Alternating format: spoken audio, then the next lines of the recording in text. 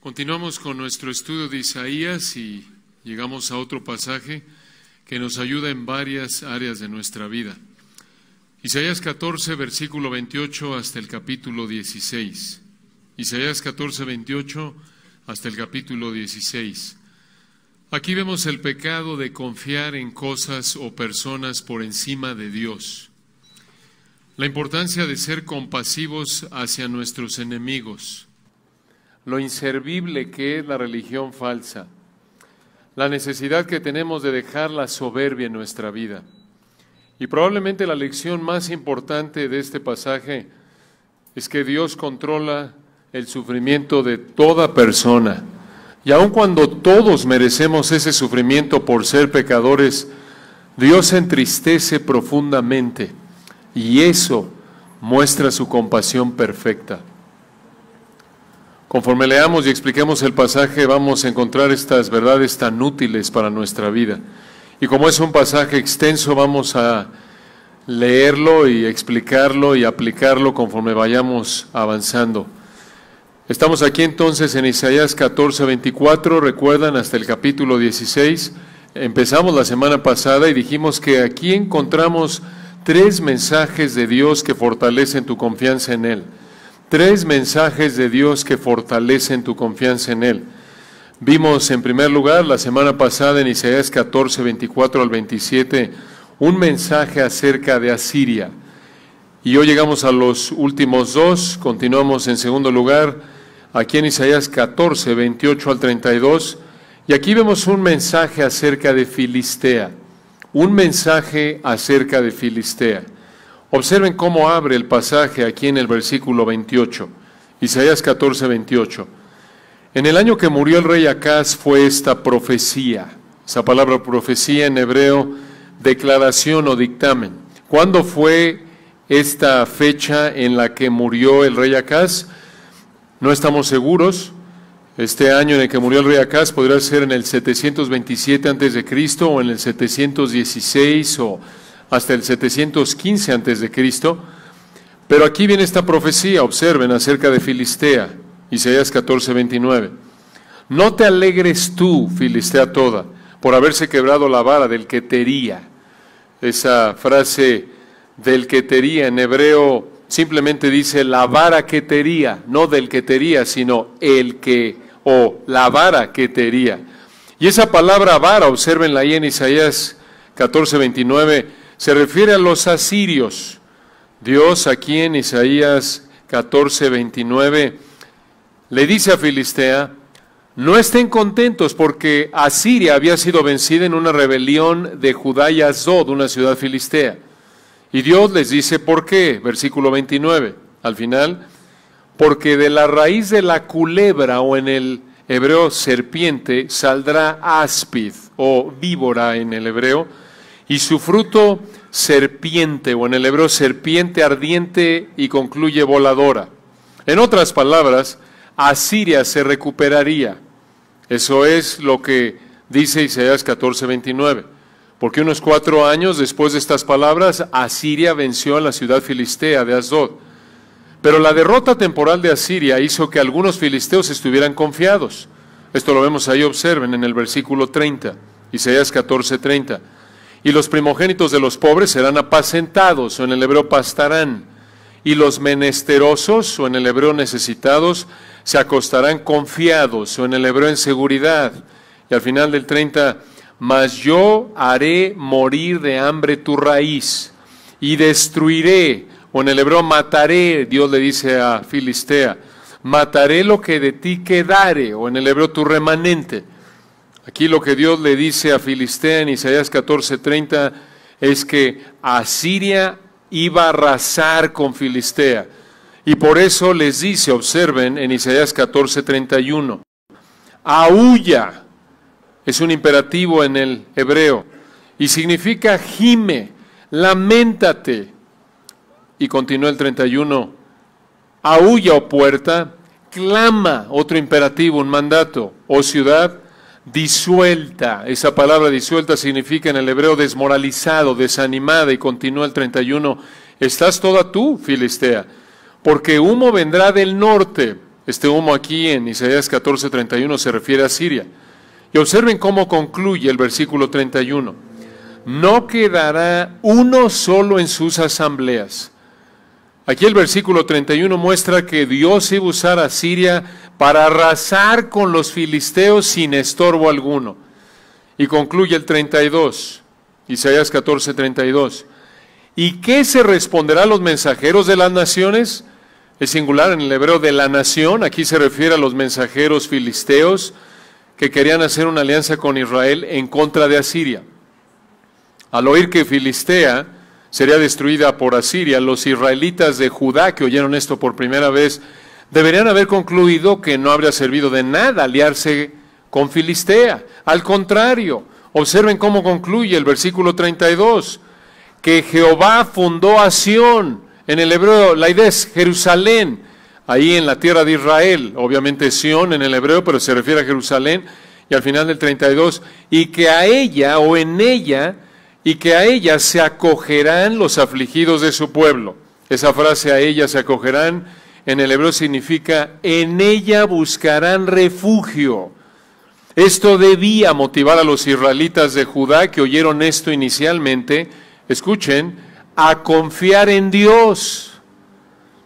No debían confiar en los filisteos, quienes serían destruidos por los asirios.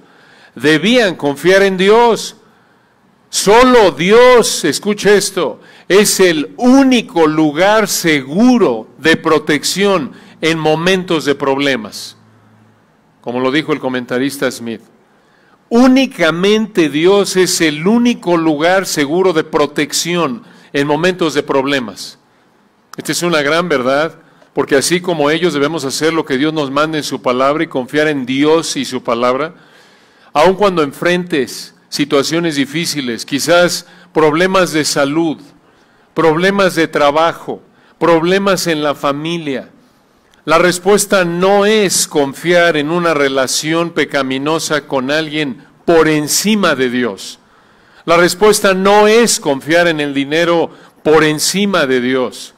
La respuesta no es confiar en tus contactos ni en alguna otra solución humana pecaminosa por encima de Dios. Y es pecaminosa, escucha, cuando confías en ella por encima de Dios. Esa es la clave. Dios puede usar, claro, el dinero, alguna relación humana, alguna situación para ayudarte en una situación difícil. El problema es cuando confías en cualquier situación, cualquier cosa, cualquier persona por encima de Dios. En ese punto es pecaminosa. Entonces, la respuesta en cualquier situación difícil es la misma, así como Dios le dijo a estos israelitas de Judá hace unos 2700 años atrás. La respuesta en cualquier situación difícil es siempre la misma. ¿Cuál es? Confía en lo que Dios ha dicho en su palabra y obedécelo. Ya vimos, recuerdan aquí en el pasaje anterior de Isaías 14, 24 al 27, que Él y solo Él es Jehová de los ejércitos, el que controla la historia para cumplir sus propósitos, el que planeó todo desde antes de la fundación del mundo para su gloria y lo está cumpliendo. Y debemos confiar en Él. No nos va a dejar enfrentar algo para lo que no nos dé la gracia. 1 Corintios 10, 13. Y siempre lo hace para su gloria, para nuestro bien, y nunca se equivoca porque es perfectamente sabio. Entonces aquí en Isaías 14, 24 hasta el capítulo 16, vemos 3 mensajes de Dios que fortalecen tu confianza en Él. Ya vimos en primer lugar un mensaje acerca de Asiria en el 14, 24 al 27, de nuevo la semana pasada. En segundo lugar, un mensaje acerca de Filistea en el 14, 28 al 32. Y ahora concluyamos en los capítulos 15 y 16 con este tercer mensaje en esta sección. Aquí encontramos un mensaje acerca de Moab. Un mensaje acerca de Moab, capítulos 15 y 16. Aquí en Isaías 15 y 16 Dios describe la destrucción de Moab, y para entender lo que Dios quiso decir a la audiencia original y cómo se aplican verdades que encontramos aquí a nuestra vida hoy, tenemos que entender quién era Moab. ¿Por qué Dios habla como habla de Moab aquí? A lo largo del Antiguo Testamento Dios incluyó bastante información acerca de la nación de Moab. Moab fue un país a la derecha del Mar Muerto, esto sería al este del Mar Muerto. Los moabitas, de acuerdo con Génesis 19, 31 al 37, descendieron de esa unión pecaminosa, incestuosa entre Lot y su hija mayor. Ese es el origen de los moabitas. Moab, de acuerdo con Primero de Reyes 11:7, fue una nación idólatra que adoraba al dios Quemos, y a este dios Quemos, nos dice Segundo de Reyes 3:27, le llegaron a ofrecer niños en sacrificio. Era una nación cruel, terrible, idólatra, hundida en su pecado. De hecho, en Números 25, 1 al 3, vemos que muchos hombres israelitas fornicaron con mujeres de Moab como parte de la adoración del dios de Moab.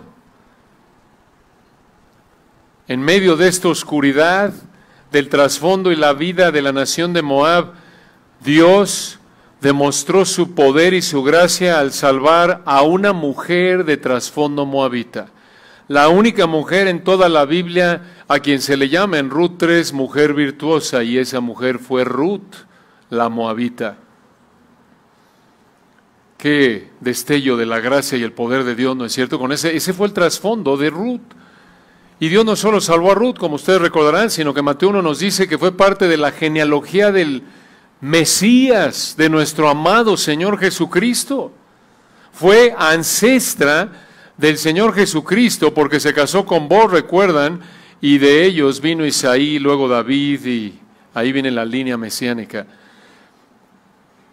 La nación de Moab fue enemiga de la nación de Israel, tuvieron varios conflictos militares, como lo vemos en Jueces 13, 12 al 30 y otros lugares. Entonces, Moab fue una nación idólatra, pecaminosa, inmersa en el pecado, odiaba a la nación de Israel.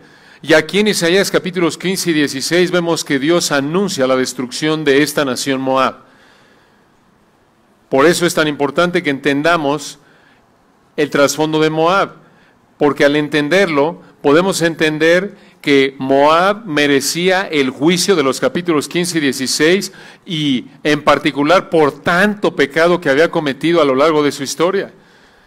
Y como lo vemos en el 16, 13 y 14, que lo veremos en un momento, lo que encontramos en estos dos capítulos 15 y 16 fue dicho por Dios 3 años antes de que pasara. Obsérvenlo, Isaías 15:1. Profecía, de nuevo en el hebreo, declaración o dictamen sobre Moab. Cierto, de noche fue destruida, en el hebreo devastada es esa palabra destruida.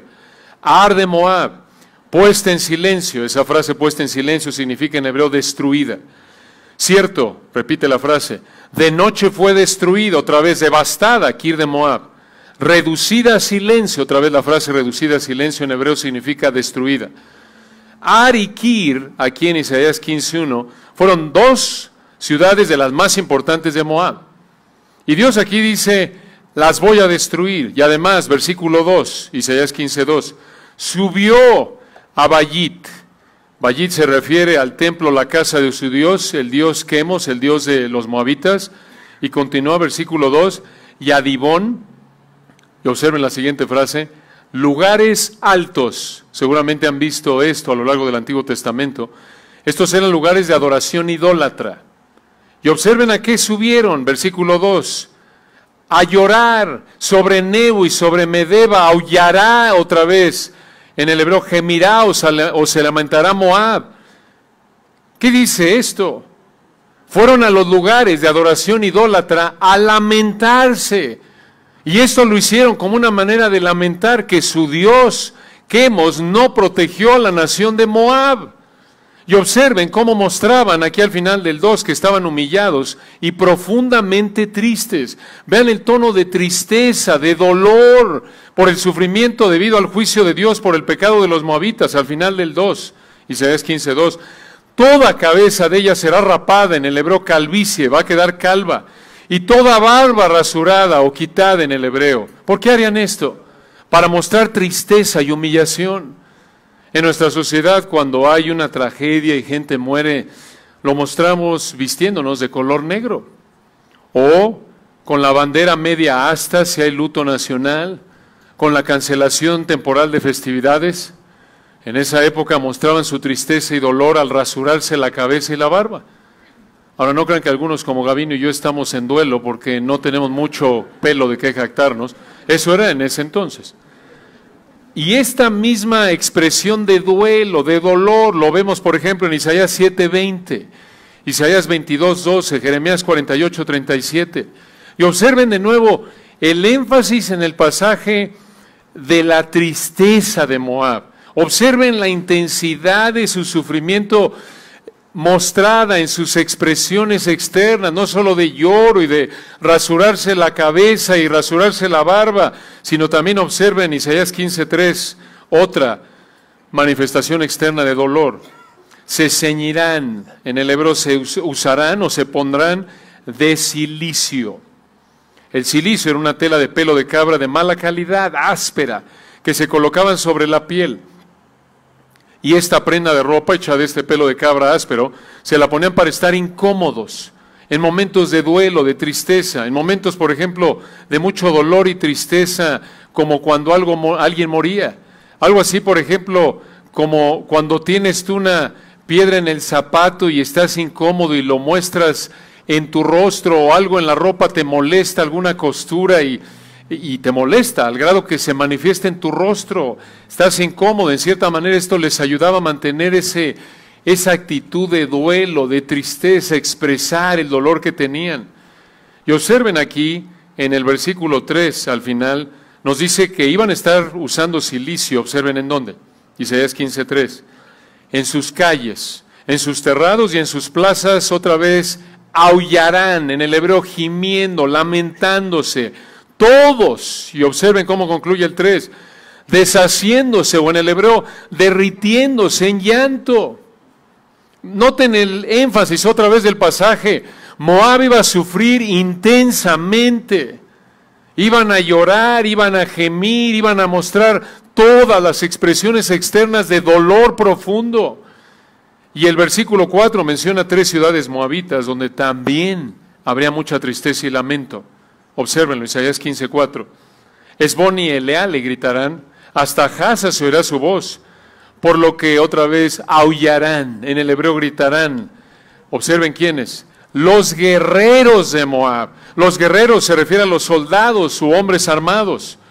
Y al final del 4, se lamentará o temblará el alma de cada uno dentro de él. Observen la magnitud del miedo, del temor, del dolor. Todos los habitantes de Moab, incluyendo los hombres que en términos humanos deberían haber sido los más fuertes en términos emocionales, los soldados, aún los soldados, Isaías 15:4 nos dice que iban a estar profundamente tristes, sin esperanza, despedazados. Observen el versículo 5, en medio de esta oscuridad, de dolor, de tristeza, observen este rayo de luz de la compasión de Dios. Es como si aquí Dios interrumpe este mensaje con estas palabras, versículo 5. Mi corazón dará gritos por Moab. Detengámonos ahí. ¿Quién habla aquí? ¿Dios o Isaías?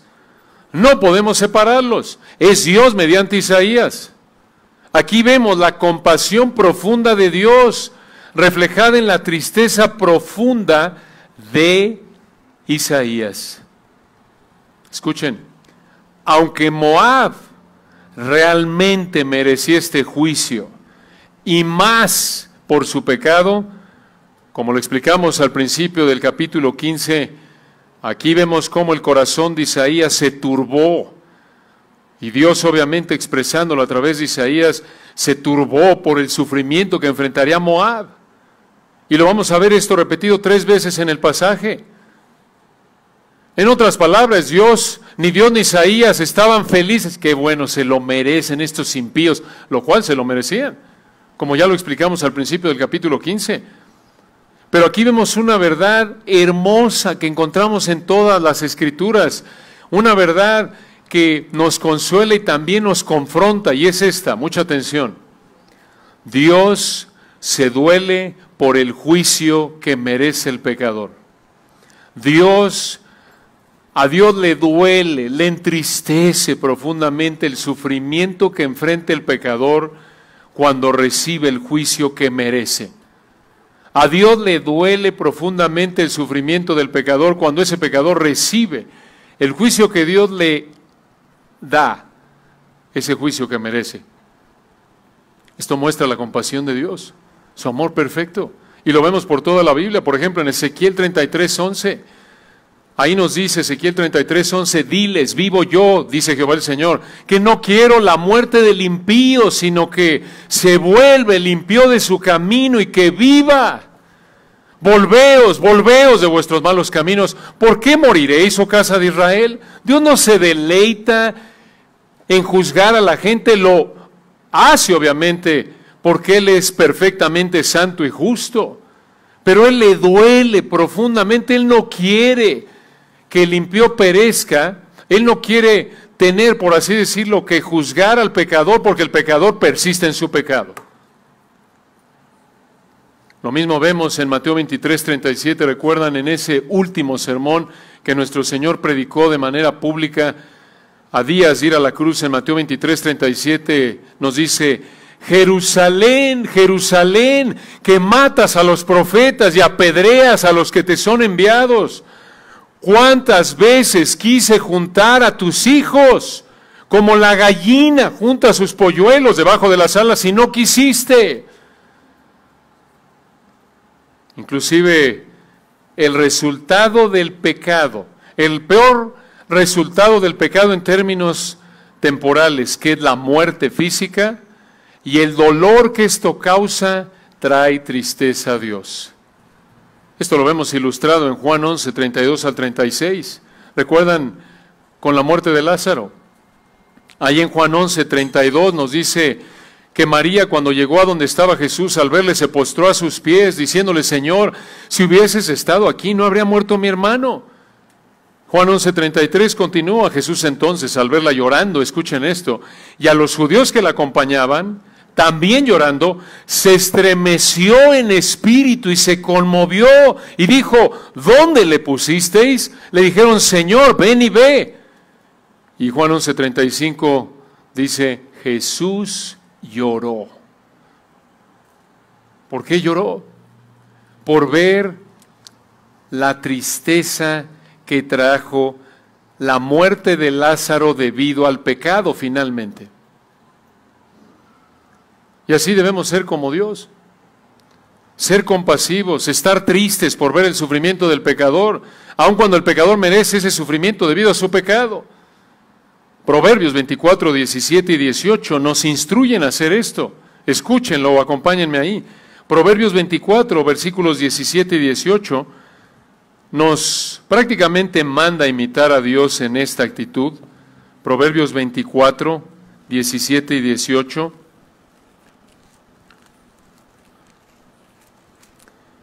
Dice aquí Proverbios 24, 17, cuando cayere tu enemigo, no te regocijes, y cuando tropezare, no se alegre tu corazón, no sea que Jehová lo mire y le desagrade, y aparte de sobre él su enojo. Esto muestra que el enemigo del versículo 17 cayó y tropezó porque Dios estaba enojado con él.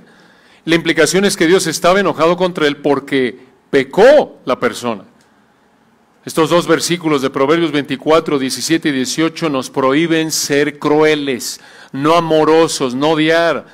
Y esto manifestado en que estemos contentos cuando sufre nuestro enemigo. Escuche esto, aunque lo merece. ¿Qué confrontación de nuestra carnalidad, de nuestra soberbia? Nuestra tendencia pecaminosa es ver cuando alguien que es un impío, y puede ser tu enemigo o no, y puede ser alguna persona en el mundo en general, un corrupto, un político corrupto, un narcotraficante, lo que sea, y sufre. Hay un sentido en el que en términos de justicia se entiende que quieras que haya justicia, pero lo que tendemos a hacer de manera pecaminosa muchas veces es ser crueles, pecar en esta, decir, qué bueno que se murió ese tipo, se lo merecía. No, hermanos, eso es un pecado contra Dios, eso no refleja la actitud de Dios. Nos debe doler Qué tristeza que su pecado lo llevó a terminar ahí. Y lo peor, si no se arrepintió, está en el infierno. Debe haber un sentido de tristeza en nosotros, de pesadumbre. De nuevo, esto confronta nuestra soberbia, nuestra falta de espiritualidad, porque nuestra tendencia es lo opuesto. Exactamente lo que dice Proverbios 24. Gozarnos. Eso es una muestra de crueldad, no de compasión como Dios. Y esta verdad, esta actitud, obviamente la reitera el Nuevo Testamento en varios textos. Por ejemplo, en Romanos 12, Dios nos manda a dar bien por mal, a bendecir, a amar a nuestros enemigos. Observen aquí en Isaías 15:5 al final, vemos otras ciudades moabitas que caerían bajo el juicio de Dios. Isaías 15:5. Sus fugitivos huirán hasta Zoar. Esta ciudad estaba al sur. Observen la siguiente frase en Isaías 15:5. Como novilla de 3 años. Esa frase, como novilla de 3 años, se traduce mejor Eglat Shelishiyah, otra ciudad. Eglat Shelishiyah. Y continúa el versículo 5, esta era otra ciudad. Isaías 15:5, observen. Por la cuesta de Luit o por la subida de Luit subirán llorando y levantarán grito de quebrantamiento, destrucción por el camino de Horonaim. Versículo 6. Las aguas de Nimrim serán consumidas. Esa frase serán consumidas significa del hebreo, son un lugar de horror, de desierto, de desolación. Y continúa el versículo 6, y se secará la hierba o el pasto en el hebreo. Se marchitarán los retoños, se refiere al pasto fresco nuevo. Todo verdor, en el hebreo la planta verde perecerá, esto es, no será en el hebreo. Esto parece apuntar a que no tendrían comida ni agua. El punto es que iba a haber un sufrimiento terrible para la nación de Moab bajo el juicio de Dios. Y continúa, observen el versículo 7. Por tanto, las riquezas que habrán adquirido y las que habrán reservado, en el hebreo guardado, las llevarán al torrente, o en el hebreo al río de los sauces. Ese río podría ser el arroyo de Sered con Z. No estamos seguros de la ubicación de varios de estos lugares. Pero el punto es que los moabitas tendrían que cruzar este río para escapar de los que los atacaran. Y de nuevo, observen el énfasis en el sufrimiento de Moab. Otra vez se repite aquí en Isaías 15:8, ese sufrimiento expresado en su llanto. Isaías 15:8. Porque el llanto rodeó los límites, o en el hebreo el límite o la tierra de Moab. Hasta Eglaim llegó su alarido, en el hebreo grito, lamento. Y hasta ver Elim su clamor, en el hebreo grito, lamento. Versículo 9 continúa. Y las aguas de Dimón. Dimón probablemente se refiere a Dibón del versículo 2, un centro idólatra. Nos dice el 9, y las aguas de Dimón se llenarán de sangre. Esto parece indicar que moriría tanta gente que las aguas de Dimón se iban a teñir de sangre. Y nos dice por qué, versículo 9, Isaías 15:9. Porque yo, dice Dios, traeré sobre Dimón males mayores, en el hebreo aún más. Y continúa, leones, o león en el hebreo, a los que escaparen de Moab, y a los sobrevivientes, o en el hebreo al remanente de la tierra. Y continúa el versículo 1, describiendo la intensidad del juicio de Dios y del sufrimiento de Moab, versículo 1, Isaías 16:1. Aquí viene un imperativo, un mandato en el hebreo, enviad cordero al Señor de la tierra. Una pausa ahí. ¿Qué significa esto? Este acto de enviar un cordero mostraba una actitud de sumisión, como en 2 de Reyes 3:4. Y esta sumisión la debían mostrar los moabitas que quisieran protegerse de Asiria. Recuerden, Dios aquí está diciendo que iba a usar a Asiria contra Moab para juzgar el pecado de Moab. Y observen, versículo 1, al final, en dónde tendrían que refugiarse los moabitas del ataque asirio. Isaías 16:1. Y desde Sela, del desierto al monte de la hija de Sión. Esa última frase se refiere a los habitantes de Jerusalén. En otras palabras, los moabitas debían buscar refugio en Jerusalén. ¿Por qué en Jerusalén? Porque estudiamos en Isaías 10, 24 al 34, que Dios iba a proteger a Jerusalén del ataque asirio.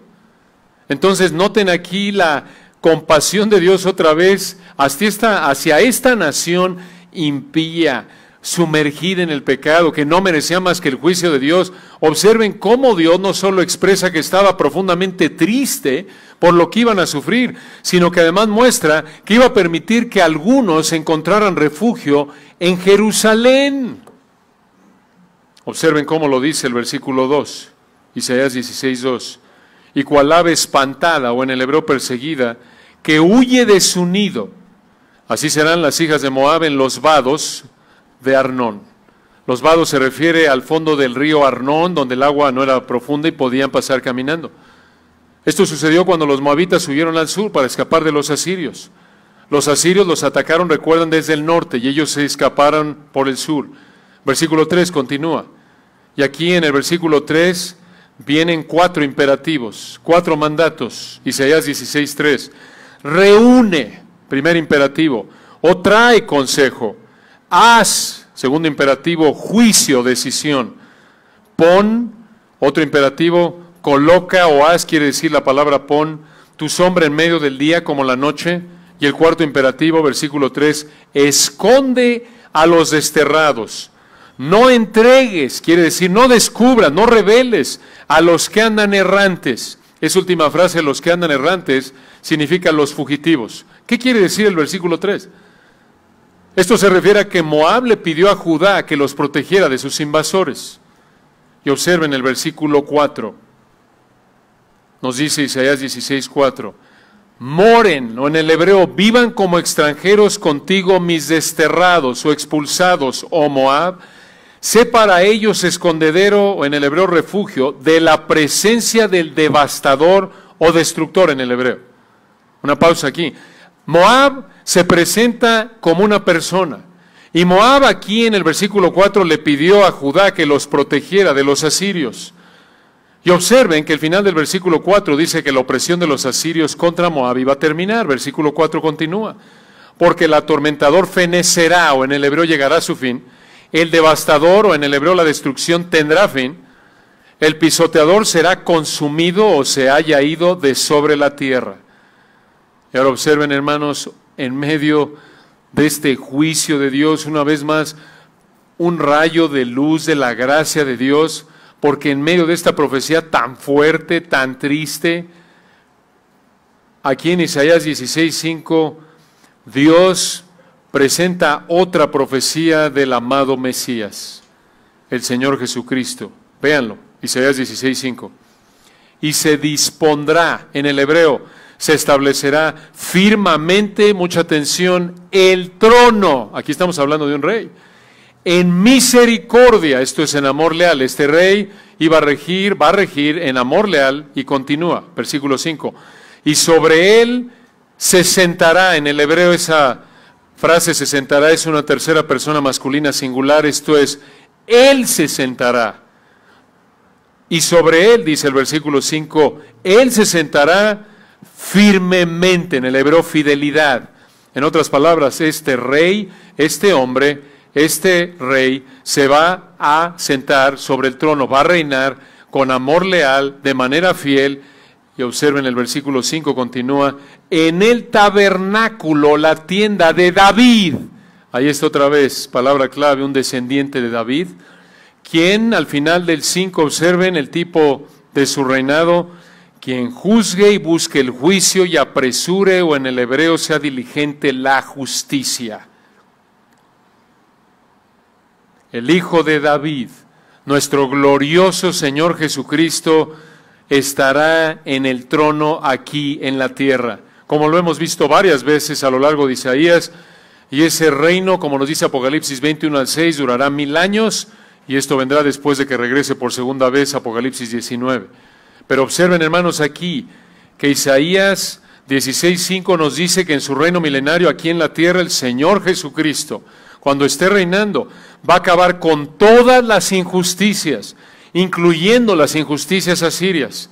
Él va a gobernar con verdad, con justicia perfectas. Esto debería haber motivado a los israelitas que escucharon esto, a esperar con fe, obediente al rey fiel que descendería de David, y de esta manera ellos, al esperar a este rey, al mostrar fe en él, al dejar su pecado, y someter su vida en fe al rey que vendría, evitarían el sufrimiento que su pecado merecía, así como lo ilustra el juicio de Dios contra Moab aquí.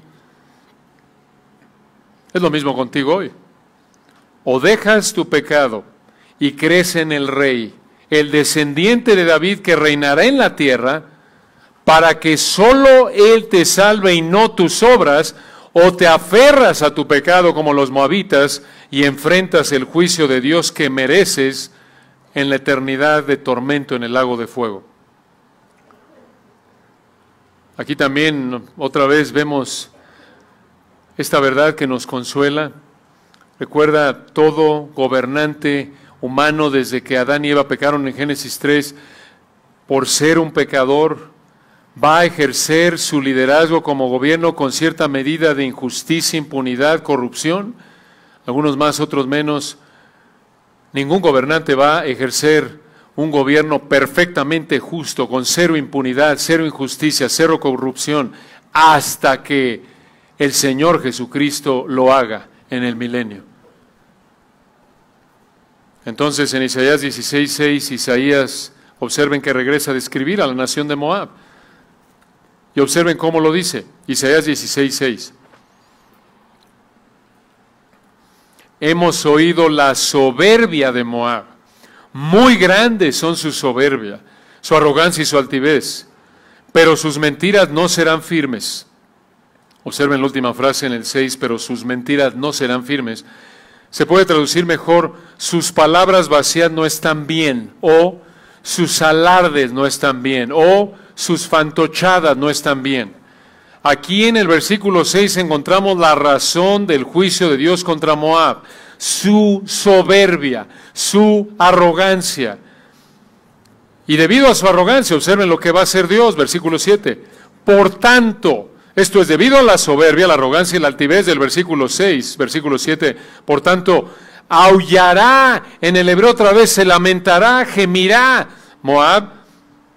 Y en hebreo incluye, en lugar de, ahí dice en el versículo 7, aullará Moab, en hebreo dice aullará por Moab. La idea es que Moab se lamentaría por Moab. Y continúa el versículo 7, todo él aullará, gemiréis en gran manera abatidos. Observen la palabra abatidos en el versículo 7, es una palabra fuerte, significa golpeados sin misericordia. Dios iba a desatar la furia de su juicio contra Moab. Y observen al final lo que nos dice del versículo 7, por las tortas de uvas de Kir Hareset. Kir Hareset es otra ciudad de Moab, quizás la ciudad de Kir, la del 15:1. Observen ahí la frase del versículo 7, las tortas de uvas. Algunos de ustedes dirán, guaca, las tortas de uvas, entiendo una de pierna de cerdo, pero una torta de uvas, ¿qué es eso? Bueno, hermanos, así lo entendemos en nuestra mentalidad mexicana del siglo XXI. Pero realmente la palabra tortas de uvas en el hebreo significa panes de pasas o pastelitos de pasas. Digamos, como en la actualidad en muchas panaderías te venden ya un pan con frutas secas, arándanos, pasas, es la idea. Se refieren a panes que tenían uvas secas. ¿Qué tiene que ver esto con el juicio de Moab? Estos panes, de acuerdo con 2 de Samuel 6:19, se los comían en fiestas, eran especiales. Eran panes ricos, como en nuestra época, un pastel especial, delicioso, que comes en una celebración, que traes tu pastel de 1000 hojas, aunque no estoy seguro de que hay 1000 hojas ahí, nos siguen tomando el pelo, pero bueno, el punto es que es un pastel especial. La idea aquí en el versículo 7 es que ya no habrían estos panes, porque ya no habrían vides para conseguir uvas para los panes. Versículo 8, observen, Isaías 16:8. Porque los campos de Esbón fueron talados, o en el hebreo se secan, y las vides de Sibma, señores de naciones, pisotearon, o en el hebreo azotaron o golpearon sus generosos sarmientos. Y esa frase, generosos sarmientos, significa en hebreo colores de uvas. Observen el 8, continúa. Habían llegado hasta Jazer y se habían extendido por el desierto. Se extendieron sus plantas, en el hebreo retoños, pasaron el mar. ¿Qué significa el versículo 8? Que las vides de Moab se extendieron sobre el suelo, pero se secarían y serían pisadas por los invasores de Moab. Versículo 9, continúa, observen de nuevo el tono. de compasión, por segunda vez en el pasaje de Dios, Isaías, versículo 9. Por lo cual, dice Isaías, lamentaré con lloro de Jazer por la viña de Sibma. Escuchen esto, te regaré, en el hebreo, te empaparé con mis lágrimas, oh Hesbón y Eleale, porque sobre tus cosechas, oh fruto de verano, y sobre tu siega caerá el grito de guerra. Observen de nuevo, hermano, no está aquí Isaías diciendo, se lo merecen impíos, qué bueno. No, igual que en Isaías 15:5, aquí por segunda vez Dios refleja su tristeza profunda, igual que Isaías, por la destrucción de estas cosechas que cultivaron por tanto tiempo debido al juicio de Dios. El versículo 10, observen, vuelve a mostrar esta tristeza.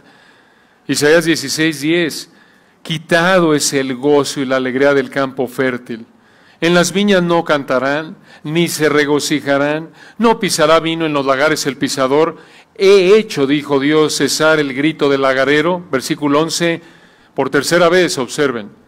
Por tanto, mis entrañas, se refiere en el hebreo al lugar de los sentimientos, de la emoción.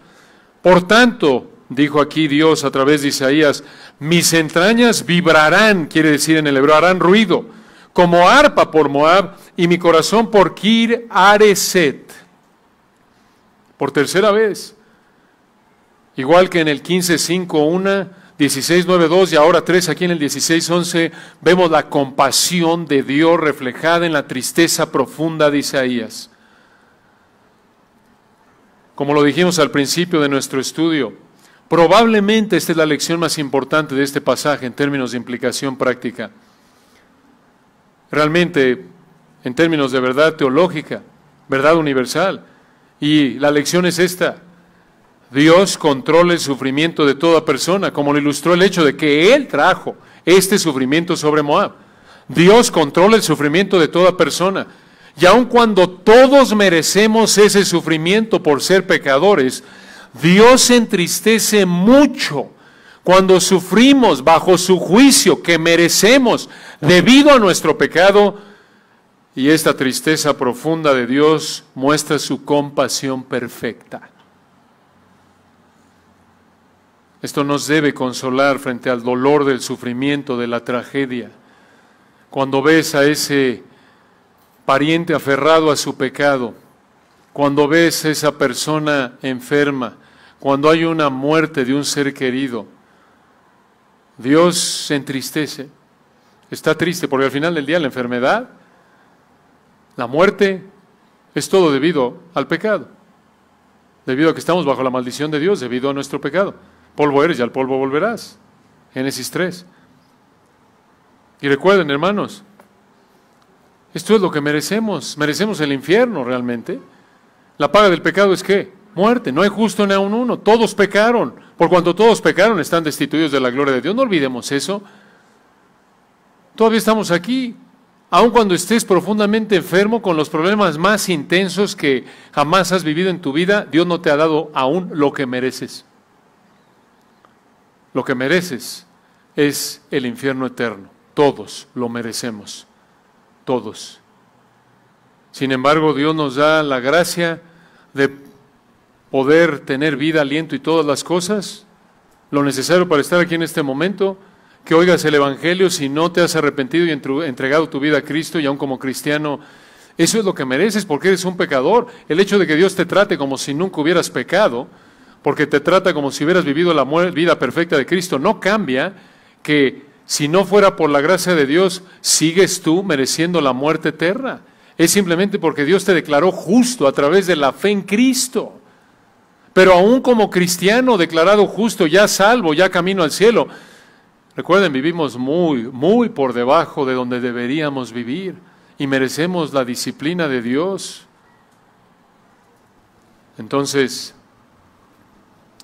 esta actitud de tristeza de Dios hacia Moab nos recuerda cómo a Dios le entristece cuando el pecador, aún el pecador, escuchen, más impío, más hundido en el pecado, como los moabitas. No olviden quiénes son estos, por quienes está triste Dios e Isaías. Estos paganos que causaron que los israelitas pecaran fornicando. Estos paganos que adoraban a Quemos y sacrificaban niños a él, idólatras. A pesar de que merecían esto y más, Dios se dolía.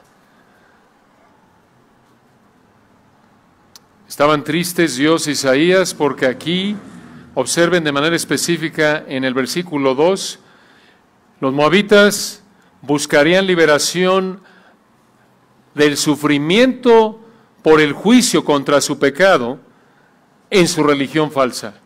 Dios e Isaías estaban tristes, aquí en particular en el versículo 11 y 12, porque los moabitas buscarían liberación en su religión falsa en lugar de buscar al Dios verdadero, quien enviaría al hijo de David, el 16:5. Véanlo aquí en el versículo 12. Una lección muy importante para nuestras vidas, Isaías 16:12. Y cuando apareciere Moab cansado, subrayen esa palabra en su mente por lo menos, y cuando apareciere Moab cansado sobre los lugares altos, otra vez los lugares de idolatría, cuando venga a su santuario a orar, no le valdrá, en el hebreo, no prevalecerá o no soportará. ¿Qué quiere decir esto? Moab buscó liberación en su religión falsa, en Quemos, y lo buscó de manera repetida, al grado que versículo 12 estaba cansado de ir y Quemos no lo libraba. Y además no le sirvió de nada. De nuevo, esto habría sido una advertencia para los israelitas de Judá, que oyeron esto por primera vez. Ellos debían confiar en el descendiente de David que reinaría, como lo vemos en el 16:5. De lo contrario, terminarían como Moab, juzgados por Dios. Esta es una gran ilustración de la futilidad de la religión falsa. Frente al juicio de Dios por el pecado, la religión falsa no sirve de nada. De hecho, cansa y no libra del juicio de Dios cualquier sistema religioso por obras, inclusive versiones falsas de cristianismo. Cansa el buscar liberación del juicio de Dios y no sirve de nada cuando lo buscas en la religión falsa. Y escucha, esto se puede aplicar a vivir para cualquier cosa que no sea Dios.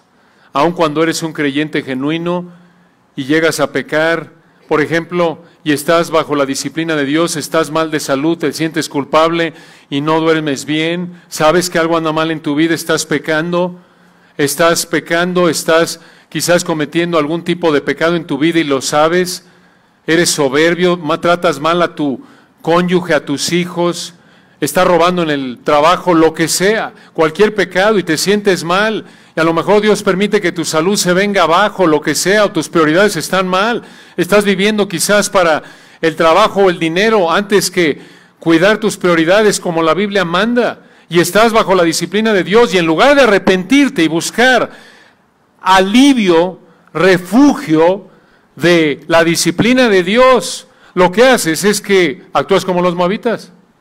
Empiezas a trabajar más pensando que esa es la solución. Sigue ahí el pecado, pero dices, voy a trabajar más. Me voy a ir de vacaciones, necesitamos unas vacaciones porque estamos muy mal como matrimonio. ¿Sabes qué? ¿Sabes cuál es el problema? Es pecado, no falta de descanso. Podría ser que la falta de descanso contribuya, obvio, a que no seas paciente y demás, pero te vas a ir de vacaciones a buscar refugio en tus vacaciones y vas a regresar y sorpresa, va a estar igual. Peor, porque no sirvió de nada y gastaste un dineral. Y además vas a estar cansado otra vez y más vacaciones y dinero. A lo mejor lo que necesita, piensas tú como mujer, es que lo que necesito es que necesito salir a comprarme unos zapatos, unos vestidos, un tiempo para mí. ¿Sí? Y vas y lo haces y sigues igual. ¿Por qué? Porque sabes que quizás el problema es que no cuidas tus prioridades. Vives para el trabajo antes que para tu marido y tus hijos. El problema no es que te falta tiempo para ti, el problema es que no te sometes a ti todos y no le das la prioridad a tu marido, tus hijos y tu casa. Mujer casada y con hijos. Y ahí vas a buscar liberación, alivio y te cansa. Y no te libera del juicio de Dios. Y hombre, tú sabes que estás pecando, estás siendo soberbio con tu esposa a lo mejor, o soltero. Y estás enojado porque no tienes lo que quieres y tu pecado te ha traído consecuencias de diferentes maneras y crees que la pornografía y la masturbación o cualquier otro tipo de pecado sexual te va a aliviar. que por cierto va a hablar de eso Roger en el sermón, en el retiro de hombres, la ilusión de la autosatisfacción. Vas a acabar cansado y no te va a servir de nada hasta que no dejes tu pecado. Así es contigo si vives aferrado a tu pecado, rechazando a Cristo. Puedes estar sufriendo hoy debido a tu pecado y estás buscando repetidamente alivio en tu religión falsa o en cualquier otro tipo de situación que colocas antes que Dios y estás cansado y eso no te va a librar del sufrimiento y el castigo que merece tu pecado y si no eres salvo hoy en la eternidad en el infierno. Escucha al Señor Jesucristo y deja tu pecado. Depende solo de Él para que te salve. Recuerda en Mateo 11, 28 al 30, venid a mí todos los que estáis trabajados y cargados, los que están buscando agradar a Dios por sus propias fuerzas, y yo os haré descansar. Llevad mi yugo sobre vosotros y aprended de mí, que soy manso y humilde de corazón, y hallaréis descanso para vuestras almas. Porque mi yugo es fácil y ligera mi carga. En otras palabras, deja tu pecado y somete tu vida sin reservas al Señor. De lo contrario, vas a seguir como Moab. Versículo 12, cansado por estar buscando según tu alivio a tu pecado y estás buscando la solución en el lugar equivocado. Tienes que dejar tu pecado, dejar de justificarlo, confiar en el Señor para salvación si no eres salvo y aún como creyente sin reservas, someterte a la palabra de Dios, no darle vueltas, no suavizarla, no quitarle, no añadirle, no alterarla. De lo contrario vas a seguir cansado, espiritualmente, físicamente, y vas a seguir yendo a tus estudios según tú, pero si no dejas tu pecado, no te va a servir. Versículo 13, continúa y concluimos con esto, Isaías 16, 13 y 14. Esta es la palabra que pronunció Jehová sobre Moab desde aquel tiempo, en el hebreo en el pasado. Pero ahora Jehová ha hablado, diciendo, dentro de 3 años, como los años de un jornalero, este es un trabajador contratado por día, será habitada, en el hebreo, hecha de poca estima, la gloria de Moab, con toda su gran multitud, y los sobrevivientes serán pocos, pequeños. En el hebreo esa frase, pocos, pequeños, o muy pocos, y concluye débiles. Aquí en Isaías 16, 14, Dios le advierte a Moab que le quedaban unos 3 años antes de que Asiria los aplastara. Pero Asiria no los destruiría completamente. Otra vez, vean la gracia de Dios. ¿Merecía que Dios les dejara algunos sobrevivientes? ¡No! Encima de su idolatría, su sacrificio de niños, su inmoralidad, y ya vimos en el versículo 12, su persistencia en no dejar su pecado y buscar alivio en su religión falsa, Dios les concede que iban a quedar algunos sobrevivientes. Ahora, ¿en qué fecha es que Isaías dio esta profecía? Se ha propuesto que puede ser el 715 antes de Cristo o el 732 o 3 años antes del 701. No sabemos realmente cuál fue la correcta, pero la audiencia original de Isaías lo habría sabido. El punto importante es que de acuerdo con Isaías 16, 13 y 14, los capítulos 15 y 16 de Isaías muestran lo que pasaría con Moab, escucha, 3 años antes de que pasara. Y hermanos, recuerden en los versículos 6 y 7 por qué juzgó Dios a Moab. En resumen, véanlo de nuevo en el 6. Hemos oído la soberbia de Moab, muy grandes son su soberbia, su arrogancia y su altivez. Dios juzgó a Moab por su soberbia. Concluyamos con esto. En toda la Biblia vemos que Dios odia la soberbia y la juzga. Dios quiere que nos humillemos. Dios resiste a los soberbios y da gracia a los humildes. Si no eres salvo, tienes que humillarte, reconocer que no puedes ofrecerle nada a Dios más que tu pecado y que solo Dios te puede salvar en base a los méritos de Cristo mediante la fe, aunque no lo mereces. Y si eres salvo, tenemos que estar luchando contra esta actitud continuamente. ¿Cómo entonces, brevemente, podemos identificar la soberbia en nuestra vida para confesarla y reemplazarla por la humildad? 5 maneras de identificarla. Y les doy el texto, ustedes lo ven luego porque ya se nos acabó el tiempo. En primer lugar, si eres soberbio, piensas que tus buenas obras te llevan al cielo. Si eres soberbio, piensas que tus buenas obras te llevan al cielo. Como el fariseo de Lucas 18, 11 y 12.